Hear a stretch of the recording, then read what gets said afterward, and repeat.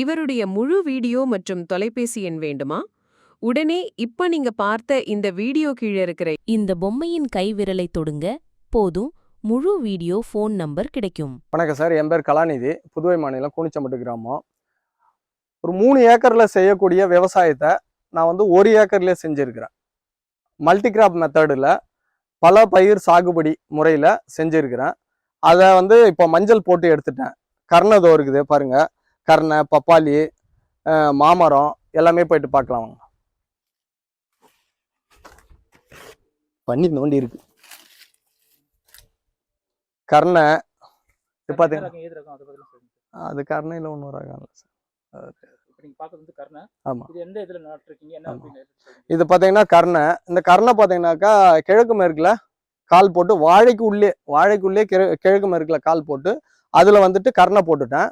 இந்த குறுக்கில் இருக்கக்கூடிய இந்த இடத்துல உழவு செஞ்சு இதில் மஞ்சள் நட்டுட்டேன். மஞ்சள் இப்போ இனிமே தான் நடணும். போன வருஷம் மஞ்சள் ஹார்வெஸ்ட் முடிஞ்சிருதுங்க, அதான் பவுடர் ஆக்கியாச்சு.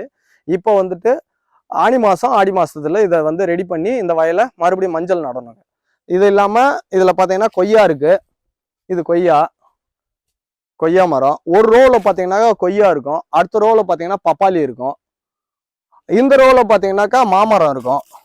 மாமரம், சப்போட்டா இதெல்லாம் பார்த்தீங்கன்னாக்கா இப்போ புதுசாக வச்ச பப்பாளிலாம் பார்த்தீங்கன்னாக்கா எல்லாமே நாட்டு ரகம். இதை நாங்கள் வெளியிலலாம் கன்று வாங்கிட்டு நடமாட்டோம், பணம் கொடுத்து வாங்கிட்டு நடமாட்டோம். எங்ககிட்ட இருக்கக்கூடிய நாட்டு பப்பாளி விதையை எடுத்து அங்கங்கே தூவிடுவேன். எந்த செடி நல்லா இருக்குதோ அதை ஒரு 10 அடி டிஸ்டன்ஸில் பிடிங்கி நட்டுடுவாங்க. இது மாமரம். இந்த ரோ ஃபுல்லாக பார்த்தீங்கன்னாக்கா மாமரம் இருக்குங்க. இந்த ரோ மாமரம், இந்த ரோ பார்த்தீங்கன்னாக்கா கொய்யா இருக்கும். அடுத்தது பார்த்தீங்கன்னாக்கா சப்போட்டா, அடுத்தது நார்த்த மரம், எலுமிச்சை மரம். இங்கே பார்த்தீங்கன்னாக்கா இது சப்போட்டா காய் காய்ச்சிருக்கு பாருங்க. இந்த பழம்லாம் பார்த்தீங்கன்னாக்கா ரொம்ப ரொம்ப சுவையாக இருக்குங்க. ஏன்னா மருந்து எதையும் பயன்படுத்தாமல் இயற்கை வழியில் வேணும். எங்களுக்கு முன்னாடி குருவிக்கு தெரிஞ்சிடும். குருவி செங்காவாக இருக்கும்போதே குருவி சாப்பிட்ருவாங்க. ஏன்னா அவங்களுக்கு இதுக்கான சுவை நம்மளை விட அதிகமாக தெரியுது. அவங்க சீக்கிரம் நமக்கு முன்னாடி பறித்து சாப்பிட்டுறாங்க. பேயம்பழம் அது அந்த அம்மைக்கு. ஆமாம், அம்மை சமயத்தில் இந்த பழத்தை சாப்பிட்டோம்னாக்கா ரொம்ப மருத்துவ குணம் நிறைந்த பழம் சார். இது பேயன் பழம் அந்த அளவுக்கு தேவைப்படும். ஒரு கிலோ பார்த்தீங்கன்னாக்கா 200 ரூபா அந்த ரேஞ்சு இருக்கும் சார்.